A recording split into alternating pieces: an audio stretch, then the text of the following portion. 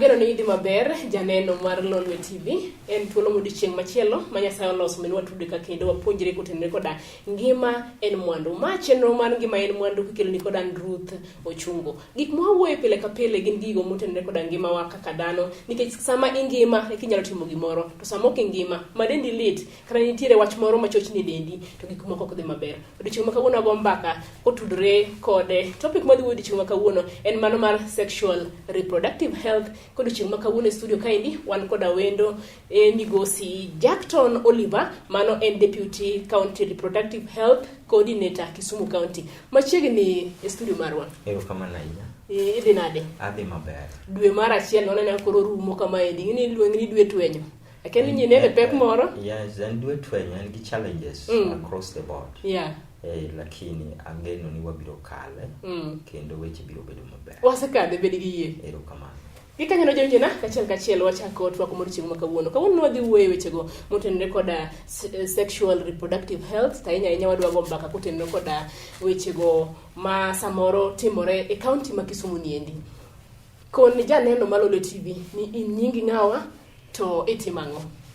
Erokamano Madam Ruth ku urwaka studio ma kawuono mar Lonwe TV. Yes. An luonga ni Jackton Oliver Okero. Atiyo kod migao mar health Kisumu County. Asebedo katiyo kuonde mopogore nyaka North Eastern, lakini sani an gi thuolo mar tiyo ne jowa e Kisumu County. Achung' ne migao mar reproductive health kaka Deputy Reproductive Health Coordinator, lakini eiye kanyo bende kama achung'ie motegno ahinya koka sexual reproductive health. Yes. Ma gi dholuo wacho ni nyodo modok korka rawere. Rawere gi gin rawere mag higni 10 nyaka 24.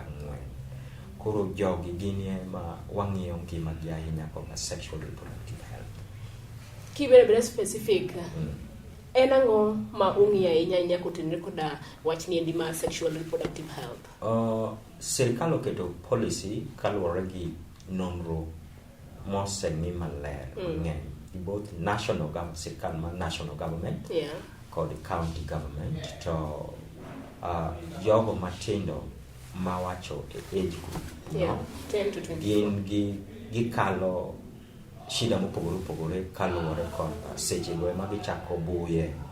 To seche ma gichako buyo ni nitiere challenges kata shida ma gibedo godo korka nyodo. To achiel kuom gi kan kaka mako ich e saa moko winjore. Mako ich mohiu gi dholuo. Erokamano. Moro kendo ni kaka ginyalo tiyo gi yore mag geng'o ich. Mana achiel kuom moko bende nitiere mang'eny bado wuoye kaka mwaluongo ni sexual gender based violence kata terruok e yo moko chuno kata ok yie godo yo marachune. To gigo mabiro sani kaka koro mtandao social media obiro kod shida mage ne rawere matindo. Biro gi berne gi rachne. Omiyo rachge gi emomiyo sirkal oketo policy mondo wakony jopiny mondo young people kata rawere okale darajani e yo moro maber ka gidhie adulthood. Yes. Awinjo ki ituomo kanyo weche mag mako ich moiu kata modendo gi dho ombogo ni teenage pregnancy. Ong'e ni sama nyathi dongo nitiere lokruok moyude kit ngimane. Ahinya nyathi manyako chopo kuma kogik topo ka samoro gamo remo koko ng'e ni ogame e yo machalo nade. Gino okenge mage muketo kaka county government ma Kisumu mondo mi une ni gik machal kamagi otieko dok piny nikech ka wang'iyo kata mana statistics wacho ni nyithindo manyiri 1013 mako ich higa ka higa. Nosiga ka higa odiochieng' kodiochieng'. Sirkal oketo mpangilio ma kawaida kendo mabeyo ndi mokete policy mar adolescent sexual reproductive health. To migao gi bende nigi challenges kata shida magiyudo. Achiel kuom gi ni wan kaka jo sirkal kod jogo ma support kaka partners wan gi jukumu mar eneza policy ni odhi ne oganda piny kata gima waluongo ni dissemination ma ji duto te rawere institutions nyaka parents te onego wabed godo piny mondo wanyisgi ber policy kata ber dak makare gi rawere mondo gikal daraja ni ma ka gichako buoyo gichako neno shida gi to ok chandgi e ngimagi. To wa appreciate, sirikal bende appreciate kata ng'eyo ni parents wagi bende nigi challenges nikech sani wan gi miluongo ni absentee parenting. Absentee parenting kata san gokinyi awuok ogwen to nyaka odhiambo ok an gi contact gi nyathina. Nyathini kaka ni chiew miwuok ok neni. Ma koro yudore ni parents duto obedo trapped kata omoke gima kama nikech nyako man chiemo modhi kaka dhi pidho nyithinde school fee chande ka. Omiyo challenges gi sirikal ose appreciate kata ose ng'eyo ma oketa kan kaka wanyalo konyo jopiny mondo wa disseminate kata wapuonji e community forums, focus group discussion kuonde moro amora ma gintiere. Ma en achiel kuomgi mar passing information, gimoluongo ni facts on information. Ma aparo ni ka a young person oyudo kata rawera oyudo to nyalo konye mondo okal daraja no ochop loka maber. Gin kuonde mage ma usebedo ga kura urome ma uchiwe puonj mar mondo nyithindo ng'e ka ginyalo dak mok gigamore gi weche mag remo gendi? Gin kuonde mage musebedo ga ka uchokorue gin ndalo mage mondo mi jalno maneno lolwe TV gi lakseche gendi nyalo ng'eyo ni mondo mi ayud puonj machal kama endi kutenore koda weche gi mag sexual health onego bed ni adhi kama endi ema dhi yude wach machal kod maendi. Wasebedo kwa romo e community forums ma bedo organized ngeni sirikal nigi migawo mwaluongo ni community health services. To community health services ni nyaka community unit. To magi saboro bedo organized e piny gi community units. Omiyo forums wabedo kod community unit ka community unit. Mar ariyo wantiere gi jogo mwaluongo ni partners kata CSOs. Partners gin jogo makonyowa gibe samoro gin gi chenro magi korka institution wanyalo bedo colleges kaka Maseno University. Asebedo gi forum moko Maseno University, wasebedo gi forum Tom Mboya Labour College, wasebedo gi institutions mopogore nyaka schools. Wasebedo gi forums kata discussion Chemelil Sugar Academy. Mago achiel kuom skunde mang'eny gi institutions mang'eny wasebedo kwadhie. To moko bende nitiere ma bedo organized gi our supporting partners. Achiel kuom gi in Family Health Option, moro kendo en Forum for African Women Educationists FAWE, ma osebedo ka bedo gi wide discussion on sexual reproductive health. Ma osebedo ka even kata parents, young people osebedo gi opportunity kata thuolo magi nyalo penjo godo yore mogo machando gi korka sexual reproductive health machando gi. Kaka ng'eni nyithindo manyiri dhi e dwe, moko bende yawuoyi moko bende neno changes moko e dendgi, moko ng'eni onego respond nang'o pok oneno gi ngima. Nikech samoro janyuol bende ok obedo thuolo mar loso gi nyathine kotenore koda wach ni endi. Wach mara mondo chaka wawinjre kendo walerre matut en ni ibedo ka sama nyathi manyako matin ma teenager omako ich. Wach te dhi kuome, ji te wuoyo kuome. Sese gi ng'ama no miye ich kana nyathi mawuoyi en to kete kanye. Nyaka wa appreciate kuma waseae kendo waduoko erokamano kaka koro Lolwe TV mondo nikech gigi nyaka wang'e ni background marwa kaka jo Africa kata across the world ni nyathi mawuoyi osemiga upper hand moingo nyathi manyako. To ma nikech gimoro amora ma nyathi mawuoyi otimo bedo silent, ikawe kaka gima normal, gima kare society. To ma osefinyilea one side. So sirikal osebedo ka eneza gender equality. To this gender equality and equity omiyo koro wapuonjo ji ni nyathi mawuoyi onego puonji mana kaka nyathi manyako onego puonji. Ni komiyo nyathi manyako ich to responsibility ni kanye ni wiye. Nyathi manyako bende wapuonjo ni nyaka oridre ma kik odhi abstinence kaka sirikal okete no. Seche misomo nyaka ikaw pangilio mibed gi abstinence kaka jukumu mabiro konyi mondo ikal your education. To through gender equality and gender mainstreaming kata rieyo weche mag gender gi mondo nyathi ma wuoyi ong'e nyathi ma nyako ong'e. Gima powerful kendo gima duong' ahinya a package mwakonyo godo young people and passage of information. A passage of information kata miyo gi information makare. Miyo gi wach makare monego bed ni giwinjo sama owinjore. Mowinjo sama giwinjore ni. Ema dhi miye that power mo make godo chenro kata decision mokaw dhi bedo makare. Ma en package mokwongo mwamiyo young people. Omiyo though gender different no. Nyathi ma wuoyi ting'o mana baden kaka nyathi ma nyako. To no kendo Ruth ing'e ni nyathi ma wuoyi bende sani ji focus ahinya nyathi ma nyako. Ok wang'eyo ni nyathi ma wuoyi isebedo kineno kaka nitiere suicide kata homicide mang'eny. Nyathi ma wuoyi yudore ni kendo obedo oppressed nikech onge jogo ma wuok mondo address the challenges kata shida mago ma nyithindo ma wuoyi ni godo. Koro magi gin gik ma wan kaka jo county government waketo together mondo wa support nyithiwa obed nyako obed wuoyi equally. Anyalo paro ndalo mana dongo mane pod am teenager. Wiyo ok nyal wili wach moro mane mama na onyisa ni nyathina ing'e sani kidhi skul kendo som motegno to joma chuo nitiere to gimiyo ga gik moko adi kende gik moko ariyo. Napenjo mama to omiyo ga ji ang'o? Okono ni nyathi ma wuoyi koko miich to biro miyi tuo. Koro ng'eni gini nosigo ko ostik ga e pacha man kana dongo ndalo mana kata mana primary ka ne high school kama ini ang'e ga ni joma chuo miyo ga mana joma chuo kata nyithindo ma yawuoyi miyo ga mana nyiri gik moko ariyo. Gi kanyo no we wakaw yueyo mokwongo kodwo kaendi jalony dhi lero no to gin yore mage monego bed ni wageng'o godo early teenage pregnancy to ere kaka yore moketi gendi osekonyo kendo oseduoko chien weche go mag early teenage pregnancy. Lunga Ruth Ochungo ane mata cheno nindi mar ngima mwandu waduogo tok nyiriri machuok.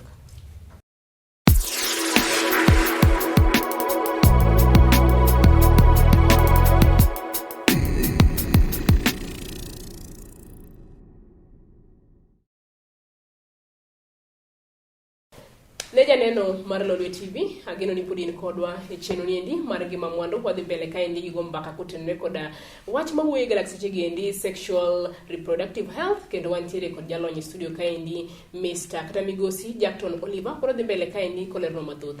Oliver mana gik mane wawe godo chaendi no wawe ni kodu kama endi to wadhi ng'iyo yore go monego bed ni wageng'o godo weche mag gamo remo mohiu wenyenye kuom nyithindo go manyiri. Wang'e ni yo achiel minyalo geng'e godo en ni ka nyathi ma nyako konni mondo tegre kendo were godo kabisa weche go mag terruok kaka sani pok oromo. Wasetemo kendo ji osetemo, jonyuol bende osetemo mar wacho mano. To pod ok waneko odhinwa maber. Be nitie yo moro machielo ma wanyalo wuoyo godo gi nyithindo giendi mopogore gi maendi? Erokamano Ruth, ka duogo kendo ing'e ni sirikal nigi chenro to sirikal en ng'amo yier en ng'amo migawo moketi mondo okony jopiny. To nyaka wabed firm e migawo yo moro amora mwaketo. To achiel kuomgi en ni abstinence en for young people. Jogo marawere nyaka we terore gi nyaka koro gi tegre gi weche mag terruok nikech ma ema dhi miyo ochopo e daraja machielo mar tieko skul. Kochako chon to dhi ma en yo achiel ma sirikal wan ok wanyal weyo. To wa appreciate sirikal bende penjo neno ni nitiere absentee parents ma wacho kata parents ma janyuol ma enti to onge janyuol mo enti to onge to nitie jonyuol bende ma onge. Wantie nyaka nyithindo ma nyithikie wantie nyithindo ma nigi shida but giyudo ka gineno yore mag buoyo gi chando gi. To seche ma gini chando gi sirikal oketo migawo ni kochandi ahinya thegri gi weche mag terruok machon. To kotami sirikal oketo osiptal nitiere gigo mag geng'o ich manyalo miyo ok itim ang'o, ok imak ich makare.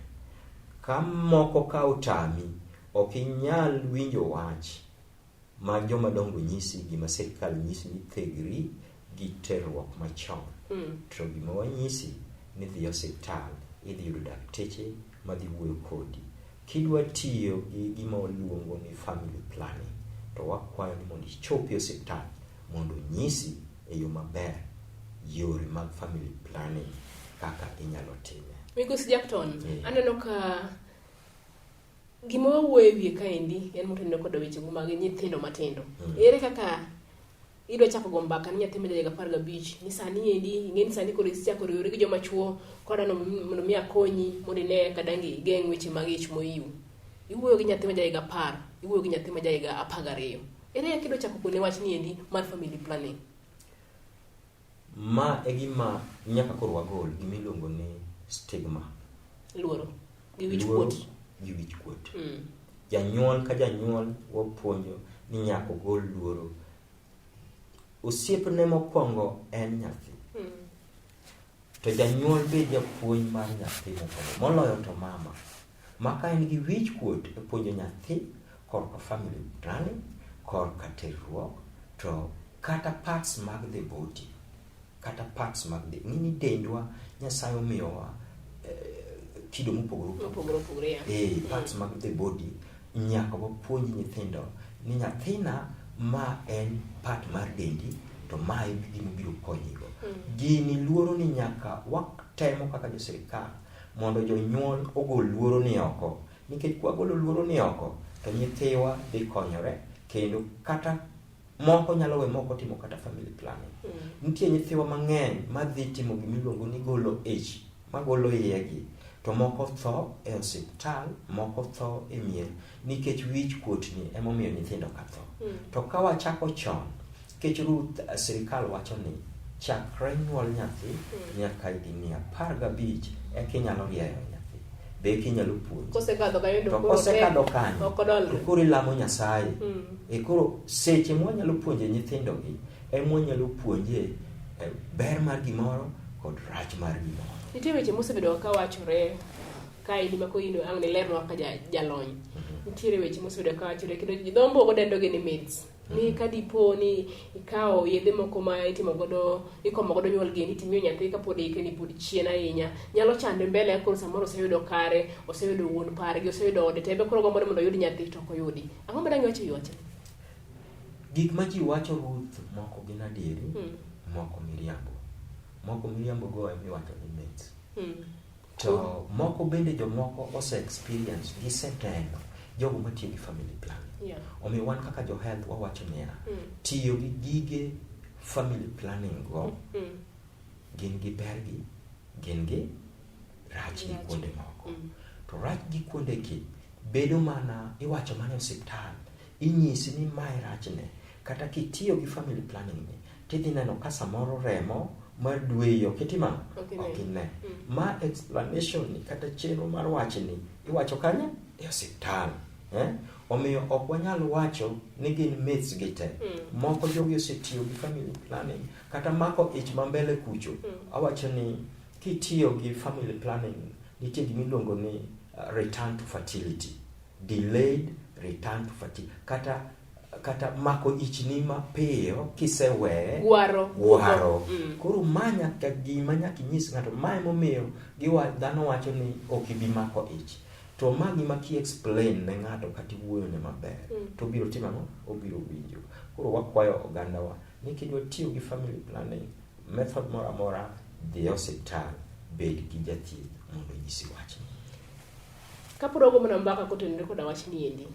Ang'e ni sama nyathi ma nyako oseng'eyo ni ko otiyo gi yadhni endi to ok odhi mako ich. Ma ing'e ni en ja below 20 years. Ipani gini ok dhi medo wechego mag chode ne nyithindo manyiri. Ng'e ni kata ng'o matin bedo ka dhi mako ich. Koro inyalo yudo ka nyathi ma nyako chaka wechegi mag chode, mana ka gima koro omiye kata mana certificate moro. Tiyo gi family planning ok onego bed license mar timo chode kata dhia terruok aoyaye. Tiyo gi family planning geng'ie joadi, achiel ni kik itim ang'o, imaki ich mapiyo. Number 2, pod in gi chance mar yudo tuoche nikech inyalo yudo STI, Yes. inyalo yudo HIV, inyalo yudo sani wan gi rawere ma yudo cervical cancer ikelo gi virus miluongo ni human papilloma virus. Yeah. To ma nikech ok en rach mar ng'ano, but ni wakoso puonje. Ka dine puonje chon mong'eyo, dine ok odhi e terruok aoyaye. Koro waduto, obed parents, obed stakeholder moro amora, obed siasa, obed sirikal, wan gi jukumu mar konyo rawere mondo gibed gi strong information kaka ginyalo konyore e ngimagi. Kik obed gi tuo, to kik omak ich e seche moko dwar.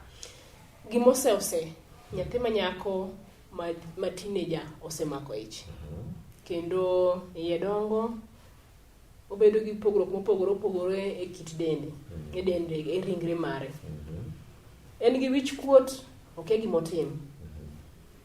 Paro mane kata wach mane madangi jiwe godo, nikech ang'eni nitiere matimore, mosetimore sechegi, makata sama wago mbaka kae, nitie nyathi moro manyako ma osegamore kumoro. Ting'eno koro kia ni odwa bedo nang'o, nikech gini bende nok adongo kaendi. Ing'eni to chwecho kabie, nyeno nge chieng' modok e chien, kaka piny medo dweko medo dongo. Dangi kon nyathi machal kama yango, nikech pi osepukore kaka dang' wachok onge. Sirikal nigi chenro Ruth koka koni mar puonjo young mothers mosemako ich. To gima nyalo wacho ne nyathi manyako machalo kama kata nyiri mamoko, waduto anawach gi Kiingereza ni one product of sex. Wan waduto te ne wawuok kuom terruok. Ne wawuok kuom terruok. Yes. Onge ng'ama osehenyo kama ne terruok no timie. Moko ne gin ich simba, moko ne omake yo makare. To ma ok omiyo koro a young person kata nyirawera onego ne wich kuot. Kisemako ich, to nyaka itim ang'o? Irit age no, dhi osiptal mondo tim ang'o? Okonyi. To jogo modak gi nyathini kata oganda modak gi jogi, nyaka wami support mar a young mother, nikech health mare nyalo kethore. Kok watang', waseneno rawere mang'eny madere nikech gimako ich. Asetiyo osiptal maseneno ka nyiri matindo dere kendo muonyo yedhe moko manegogi nikech wich kuot mar mako ich. To wajiwo gi ni kisemako ich, ose dhi mbele. Ang'ado mana dhogi kanyo. Jackton, nitiere gimoro mosebedo ka dhi mbele kaendi, cases mag incest. Iyudo ka nyari omich kata mana gi wuodo wadu moro. Dere dwa kawo gini koro ume kanyuola, ikawo nyathini dhi timne abortion. Koro poni nyathi moro yudore kuma chal kamano endi, gin okang' mage monego bed nokawo koluwore koda wechego mag chik. Ruth wacho ni kisungu ni mentor ochamo menti. Jarit olokore gi rombe morito. Cases go nitie. Cases go yie ni nitie. To gima timore ni ka gima kamano timore, to namba 1 nitiere yo ma sirikal oketo ni nyathi ma kama nyaka otim gima iluongo ni counseling. Counseling pod itimo mana e osiptal. Wantiere gi counselors ma yudore e institution. Nikech nyathini en gima kisungu luongo ni obedo traumatized kata wiye pache okethore. Nikech parane ka owad gi babau emomiye ich. Jonyuol ting'eni penji kendo penji ni nyiso wuon nyathini. En bingino sekoni kone ni kifula na negi. Magi gik ma nyithindo manyiri yudore. Nyithindo nikech king'iyo korka research matimore, korka gik makamago, nitie matimore mang'eny to giwachi nikech security around them ok conduce kata ok ber. Arita e alwora margi. Arita e alwora. Inyalo nege sasa wasewinjo moko monegi. Koro aparo ni onego timnegi counseling. Mar ariyo, wantie gi lego gigo modoko ka sheria.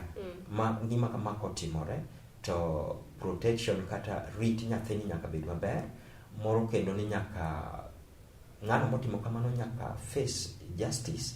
Omiyo nitiere migawo mopogore opogore manyalo konyo nyathini. Gima kama kotimore okwayo ni nyathi ma kama obed referred kata otere korka thieth odhi otimne counseling, odhi omiye chenro mag geng'o tuoche mamoko ma dipo kobedo godo. Aneno ka saa be koro chako nengono wang'e kaendi, e wagombo ni mondo mi wadhi malach moingo kanyo, kaluwore koda kaka saa dhi kodwa kaendi. Wach mogik Migosi Jackton ne janeno mar Lolwe TV gi lak seche gendi. Gima nyalo wacho ne jopiny Lolwe TV ni mondo wan kaka jo sirkal mar Kisumu County wakaw ting' mar konyo jopiny moloyo rawere ma pod tindo higni 10 nyaka 24 mondo gikal daraja mar yore mag terruok e yo makare ma gidhi loka ka gin joma ngima.